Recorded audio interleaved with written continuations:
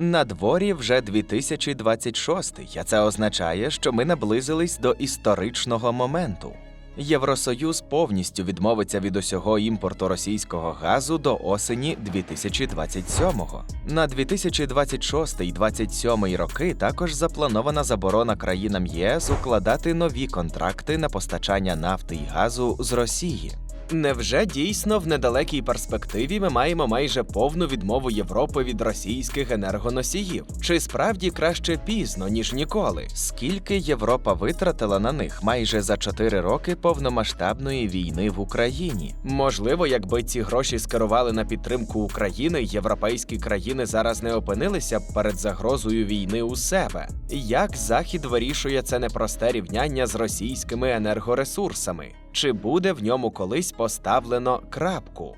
Пояснюємо. Американський президент Дональд Трамп часто повторює, що США вкладають в Україну набагато більше, ніж Європа. Ба більше, єС буквально фінансує війну тим, що купує російську нафту і газ. Трамп казав про це, наприклад, у зверненні до Конгресу США. Дані про 350 і 100 мільярдів американський президент наводить уже не вперше, хоч вони не відповідають дійсності. І ми це спростовуємо далі у нашому відео. До того, як США почали тиснути на Європу, час від часу піднімалися хвилі тиску на інші країни. Трамп обіцяв ввести закупівлю російської нафти 100% мита, зокрема для Індії. Погрози втілили, але додаткові мита склали 25%, а не 100%. Трамп пропонував і країнам НАТО ввести мита для Китаю на рівні 50-100%. І взагалі не один раз повторював, що Європа повинна сама ввести такі ж санкції, яких чекає від США, бо це буде чесно. І знову повертався до ганебної купівлі європейцями російських енергоносіїв. У жовтні 2025-го американці таки зробили рішучий хід. Ввели санкції проти російських нафтових гігантів – Лукойлу, Роснефті та їхніх дочірніх структур. Це мало заблокувати закупівлю продукції цих компаній, насамперед сирої нафти, країнами ЄС і НАТО, а також зупинити проведення розрахунків у доларах і відрізати компанії від міжнародних фінансових ринків. Але введення обмежень відклали спочатку до 21 листопада, а потім до 13 грудня 2025 року. Росіянам дали час закрити поточні контракти з іноземними контрагентами та розпродати зарубіжні активи.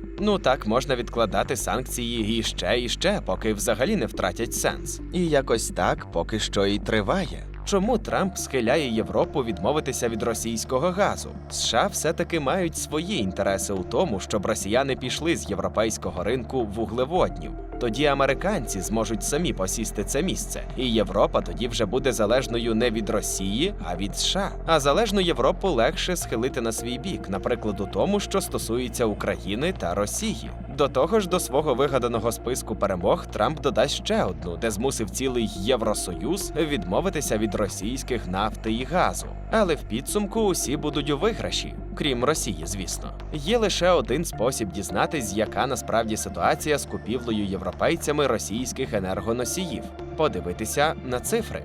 То скільки Європа купила російських нафти і газу від початку Великої війни? Коли Росія розпочала вторгнення, країни Євросоюзу взялися за суттєве скорочення закупівлі російських енергоносіїв.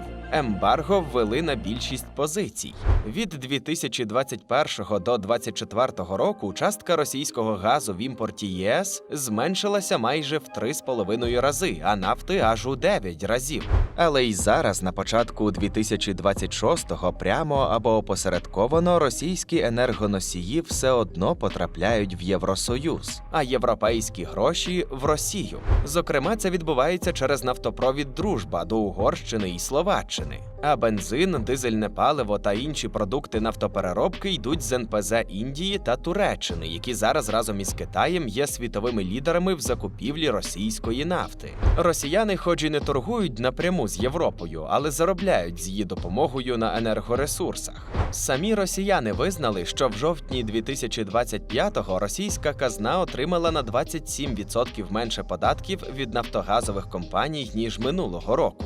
Тобто майже на третину. Джерело, звісно, ненадійне, але можна припустити, що в реальності ситуація ще гірша. Ну і враховуючи те, що в 2026-2027 роках планується заборонити Євросоюзу укладати нові контракти на постачання російських нафти і газу, нафтових європейських грошей у Росії стане ще менше. Але звідки Трамп взяв інформацію, що Європа витрачає на російський газ більше, ніж на підтримку України? У лютому 2025-го неурядова організація КРЕА опублікувала звіт під заголовком «На третій рік вторгнення імпорт російського викопного палива до ЄС перевищує фінансову допомогу, надіслану Україні». Можемо припустити, що американський президент не читав далі заголовка. Ну, у нас теж так буває з новинами, правда? У звіті КРЕА є дані про те, що в 2024-му Євросоюз імпортував із Росії газу і нафти на майже 22 мільярди євро. Це на 1% менше, ніж у 2023-му. А фінансова допомога Україні склала 18,7 мільярда євро.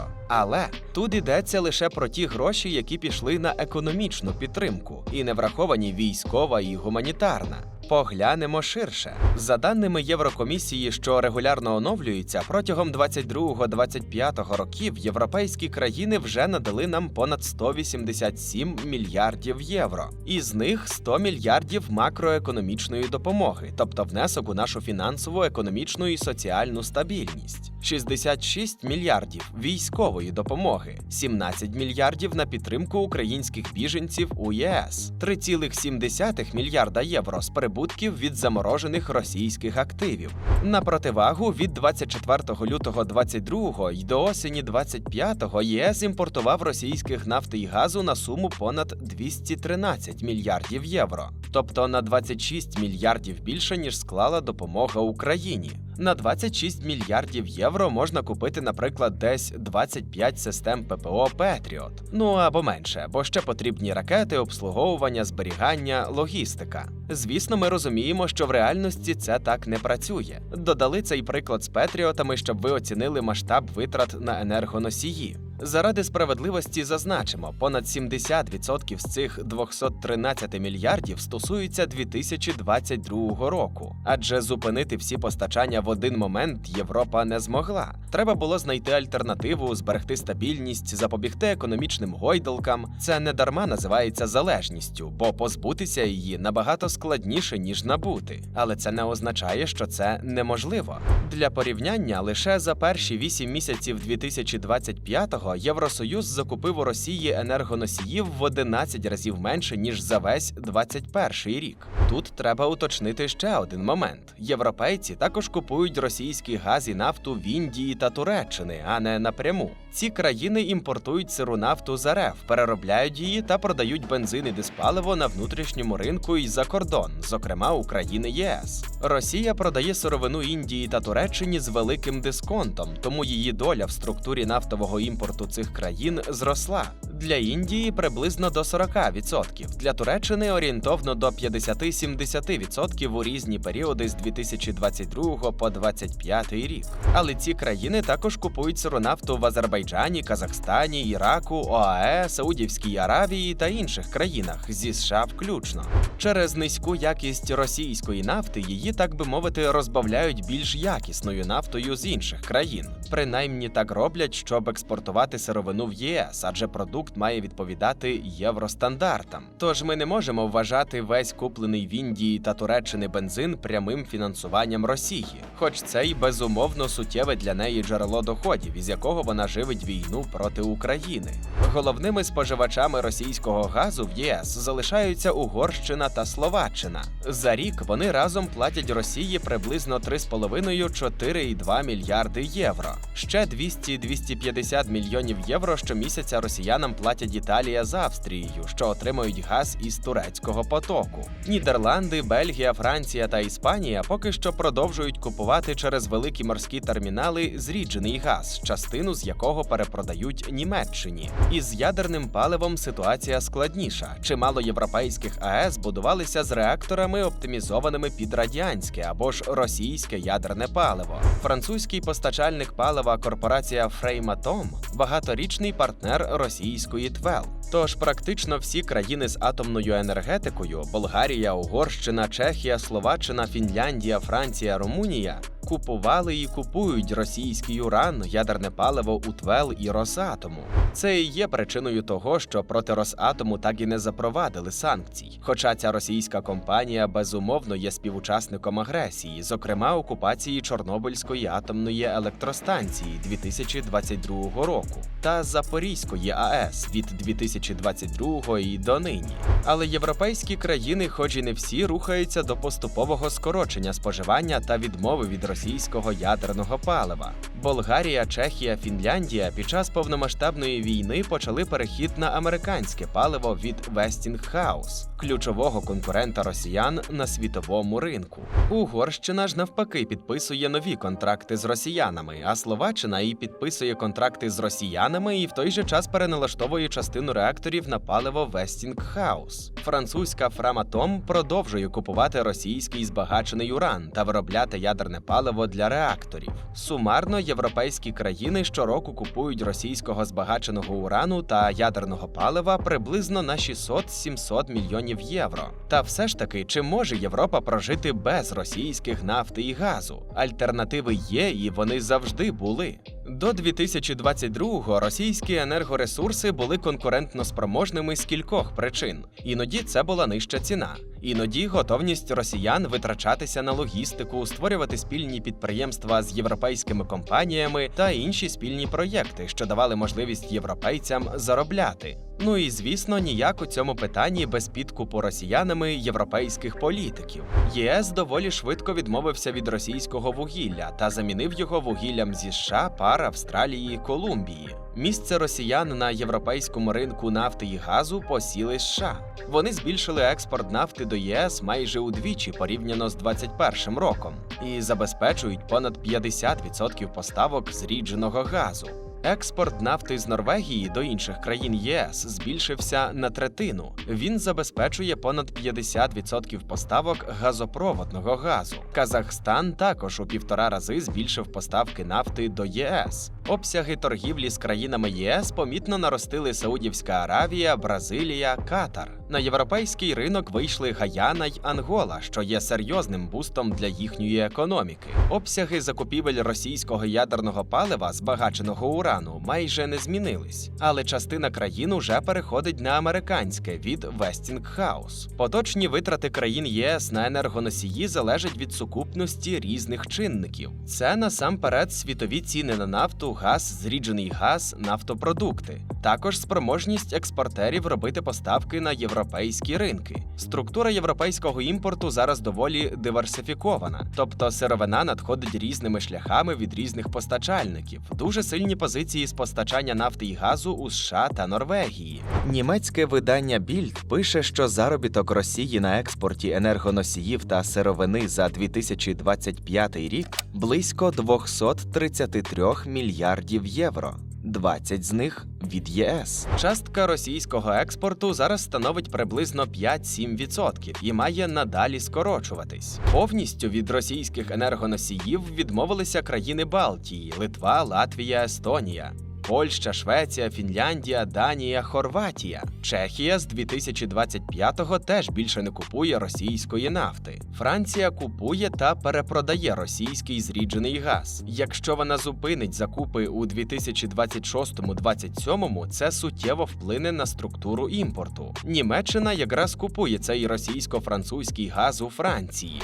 Загалом країни ЄС диверсифікують поставки, розвивають гідроелектрику, вітрову генерацію, атомну генерацію за підтримки американців. США мають потенціал для тіснішої співпраці з Угорщиною та Словаччиною у сфері ядерної енергетики. Але попри взаємне публічне тепло між Трампом і Орбаном, можливості досі чомусь повною мірою не реалізують. Якщо згадати початок нашого відео, то стає очевидно, що Європа справді багато грошей влила в російську нафтогазову галузь. І Росія досі отримує від наших партнерів мільярди євро. Але ЄС чітко обрав шлях підтримки України та відмови від російських енергоносіїв. Крива витрат на них невпинно спадає, а на допомогу Україні зростає. І це головне. Звісно, прикро, що для початку виходу Європи з-під енергетичного впливу РФ була потрібна велика війна в Україні, а не якісь власні розрахунки. Ми на власні очі спостерігаємо цей парадокс. Європейці роками фінансували країну-агресора, бо це було вигідно, а тепер платять у рази більше за енергію та одночасно витрачають гроші на посилення власної оборони та підтримку України. І все це на тлі тривожних розвідданих, що Росія може почати нову війну в Європі. Тож вирішення наболілого енергетичного питання потрібно не просто тому, що Росія здійснює агресію проти України, а європейці хочуть нас підтримати.